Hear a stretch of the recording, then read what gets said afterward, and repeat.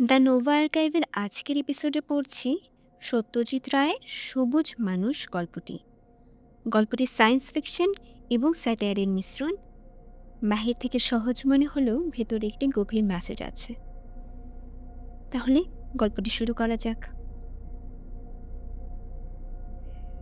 আমি যার কথা লিখতে যাচ্ছি তার সঙ্গে সবুজ মানুষের কোনো সম্পর্ক আছে কিনা তা আমার সঠিক জানা নেই। সে নিজে পৃথিবীরই মানুষ এবং আমারই একজন বিশিষ্ট বন্ধু, স্থানীয় বিশ্ববিদ্যালয়ের দর্শনের অধ্যাপক প্রফেসর নারায়ণ ভান্ডারকার।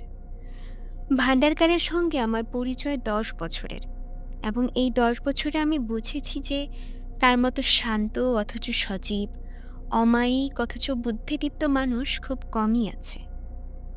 রবীন্দ্রনাথ যখন জীবিত, ভান্ডারকার তখন শান্তিনিকেতনের ছাত্র ছিল। রবীন্দ্রনাথের জীবন দর্শন তাকে প্রভাবিত করেছিল। বিশেষত বিশ্বমৈত্রীর যে বাণী রবীন্দ্রনাথ প্রচার করেছিলেন, সে বাণী ভান্ডারকার তার জীবনের ব্রত বলে গ্রহণ করেছিল। সে বলতো, যতদিন না জাতিবিদ্বেষের বিষ মানুষের মন থেকে দূর হচ্ছে ততদিন শান্তি আসবে না। আমার অধ্যাপক জীবনের সবটুকু আমি আমার ছাত্রদের মনে বিশ্বমৈত্রীর বীজ বপন করে কাটিয়ে দিতে চাই। সুইডেনে উপসালা শহরে সম্প্রতি যে দার্শনিক সম্মেলন হয়ে গেল, ভান্ডারকার তাতে আমন্ত্রিত হয়েছিল। কাল বিকেলে উপসালা থেকে ফিরে এসে সে আমার সঙ্গে দেখা করতে এসেছিল।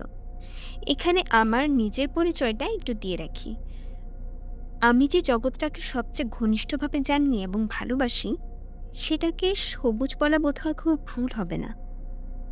আমার জগৎটা হলো গাছপালার জগৎ, অর্থাৎ আমি একজন বোটানিস্ট। আমার দিনের বেশিরভাগ সময়টা কাটে গ্রিন হাউসের ভিতর। দুষ্প্রাপ্য ক্যাকটাস ও অর্কিডের যে সংগ্রহ আমার গ্রিন হাউসে আছে, ভারতবর্ষে তেমন আর কারোর কাছে আছে কি না সন্দেহ।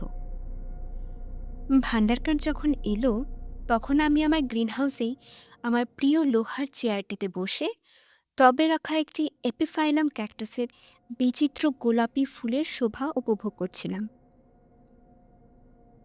বিকেলের রোদ কাচের ছাউনি ভেদ করে এসে গাছের পাতার উপর পড়ছে, আর তার ফলে সমস্ত গ্রিন হাউসের ভিতরটা স্নিগ্ধ সবুজ আভায় ছেয়ে গেছে। ভান্ডারকারকে দেখলাম সেই আলোতে।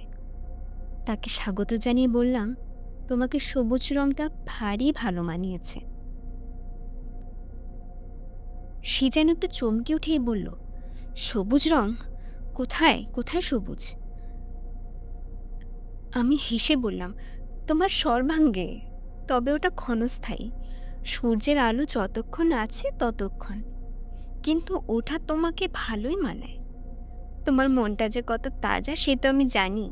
রবীন্দ্রনাথ বোধহয় তোমাকে লক্ষ্য করেই তার সবুজের অভিযান লিখেছিলেন।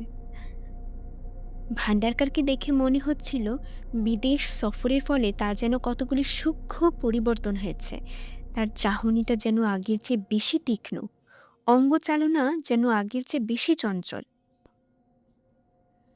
ভান্ডারকার অন্য চেয়ারটায় বসে পড়ল। বললাম, তোমার খবর বলো, বাইরে কেমন কাটলো?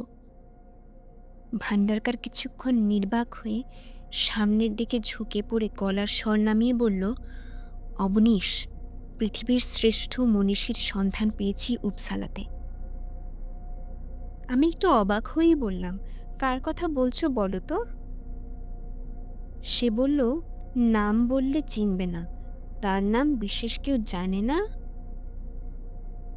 ও দেশেও না, তবে অদূর ভবিষ্যতে জানবে। কিন্তু নামের আগে যেটার সঙ্গে পরিচয় হওয়া দরকার সেটা হলো তার চিন্তাধারা। আমার নিজের চিন্তাধারা সে সম্পূর্ণ পাল্টে দিয়েছে। আমি এবার একটু হালকাভাবেই বললাম, সে কি হে, তোমার চিন্তাধারা পাল্টানোর প্রয়োজন আছে বলে তো আমার মনে হয়নি কখনো। ভান্ডারকার আমার ঠাট্টায় কর্ণপাত করল না। একটা হাতের উপর আরেকটা হাত মুঠো করে রেখে আমার দিকে আরও ঝুঁকে পড়ে তার অস্বাভাবিক রকম পরিষ্কার বাংলা উচ্চারণে বলল, অবনীশ, মানুষে মানুষে, জাতিতে জাতিতে, সৌহার্দ্যে আর আমি বিশ্বাস করি না। দুর্বলের সঙ্গে সবলের, ধনীর সঙ্গে দরিদ্রের, মূর্খের সঙ্গে মনীষীর সৌহার্দ্য হবে কি করে? আমরা মানবিকতা বলে একটা জিনিসে বিশ্বাস করি যেটার আসলে কোনো ভিত্তিই নেই। ইকুয়েডরের মানুষের সঙ্গে মেরুর দেশের মানুষের মিল হবে কোত্থেকে? মঙ্গোলয়েড আর এরিয়ানে যা মিল, বা নর্ডিক ও পলিনেশিয়ানে যা মিল, বা বাঘে আর গরুতেও ঠিক ততখানি মিল। হেরিডিটি, এনভায়রনমেন্ট ও অদৃষ্ট, এই তিনে মেলে মানুষের যে প্রভেদের সৃষ্টি করে, সেখানে মৈত্রের বুলি কোন কাজটা করতে পারে? কালো মানুষ নির্যাতিত হবে কেন? তাদের চেহারা দেখনি? ফিজিওগনমি দেখনি? মানুষের চেয়ে বানরের সঙ্গে যে তাদের মিলটা বেশি, সেটা লক্ষ্য করনি?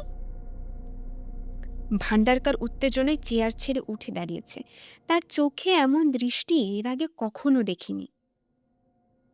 আমার কণ্ঠস্বর যথাসাধ্য সংযত করে বললাম, ভান্ডারকার, তুমি নেশা করেছ কিনা জানি না, কিন্তু তোমার কথার তীব্র প্রতিবাদ না করে আমি পারছি না। এতগুলো ছাত্রের ভবিষ্যৎ হাতে নিয়েও যায় এমন মতিভ্রম হতে পারে, তাকে আমি বন্ধু বলে মানতে রাজি নই।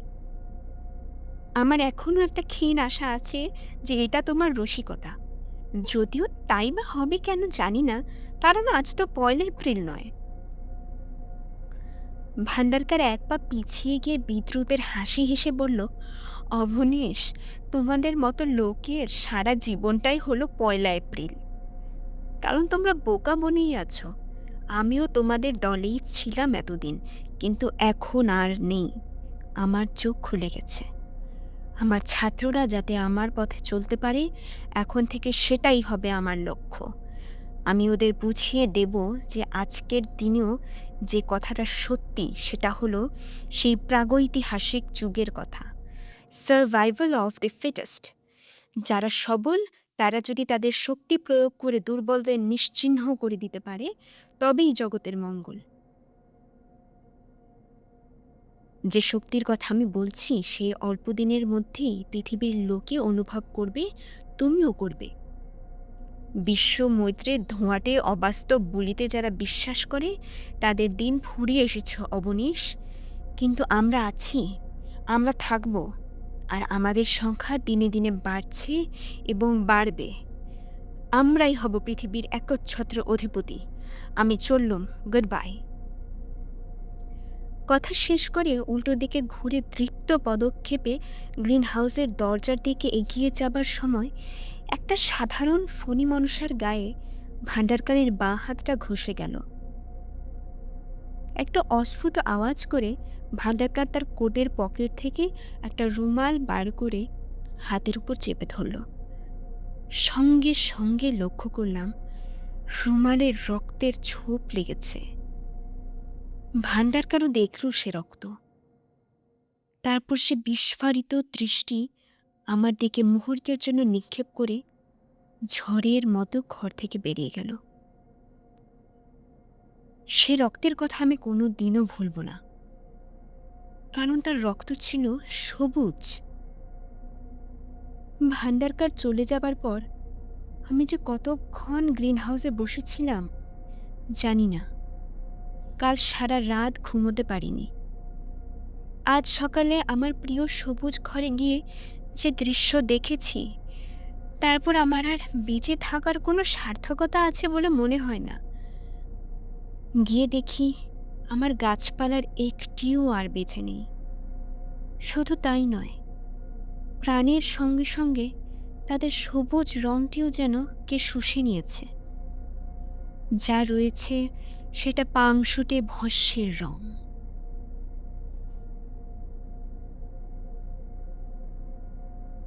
দ্য নোভা আর্কাইভের আজকের গল্পটি আপনার কেমন লাগলো কমেন্ট করে জানাবেন। আরও এরকম গল্প শুনতে চাইলে চ্যানেলটিতে সাবস্ক্রাইব করে রাখুন। সবাইকে ধন্যবাদ।